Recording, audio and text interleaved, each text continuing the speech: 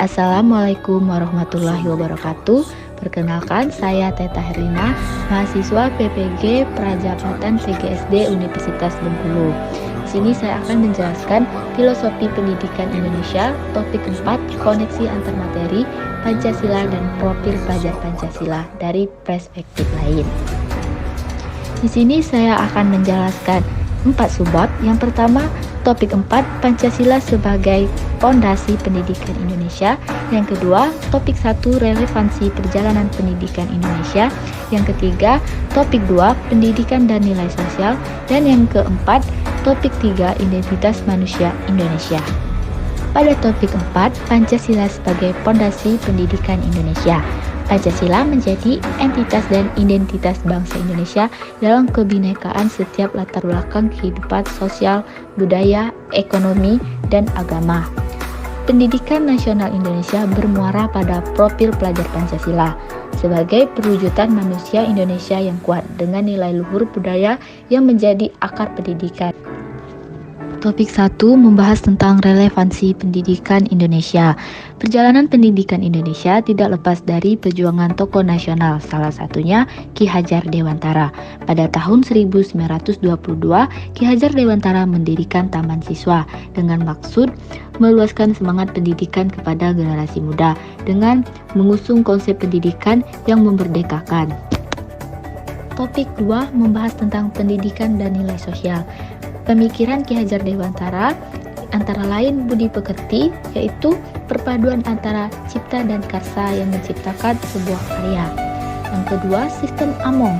Kata among yaitu menuntun. Pendidik dapat menuntun peserta didik sesuai dengan kebutuhannya.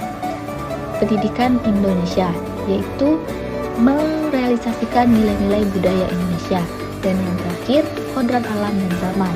Pendidik dapat memberikan pengajaran kepada peserta didik sesuai dengan kodrat alam dan zamannya. Pada topik 3 membahas tentang identitas manusia Indonesia. Adapun 3 nilai yang harus ditanamkan. Yang pertama, nilai kebinekaan, nilai Pancasila, dan yang terakhir nilai religius. Kaitan antara topik 4 dengan topik 1, topik 2, dan topik 3 yaitu perjalanan pendidikan nasional yang sangat panjang dalam belengguan. Meskipun setelah merdeka, pendidik masih terbelenggu dalam pendidikan, yaitu menyamakan potensi peserta didik, sehingga pembelajaran yang diselenggarakan di sekolah diupayakan agar berpusat, berpihak, dan berdampak pada peserta didik, di mana guru sebagai seorang pemimpin transformasi pendidikan berupaya untuk membangun ekosistem sekolah yang mendukung tumbuh kembang peserta didik. Disinilah peran yang dimiliki oleh pendidik, yakni berupaya untuk melakukan terobosan, inovasi, dan transformasi pembelajaran pada peserta didik. Pesan kunci pada topik ini yaitu pendidikan yang memerdekakan peserta didik sesuai dengan pokok pemikiran Ki Hajar Dewantara yang telah diimplementasikan dalam kurikulum Merdeka, yaitu terdapat metode, model, dan strategi pembelajaran yang melepaskan belenggu peserta didik. Selanjutnya, psikologi perkembangan dan sosiokultural peserta didik memperhatikan kodrat alam dan kodrat zaman dari peserta didik, sehingga meningkatkan pendidikan dengan budi pekerti dan kearifan lokal. Sejauh mana topik tentang Pancasila sebagai entitas dan identitas bangsa Indonesia dan perwujudan profil pelajar Pancasila pada pendidikan yang berpihak pada peserta didik dalam pendidikan abad ke-21. Setiap peserta didik memiliki identitas yang unik dan berbeda. Dalam hal ini, Pancasila sebagai entitas bangsa Indonesia telah memiliki ciri khas tersendiri, yakni adanya keberagaman nilai yang terkandung di dalamnya.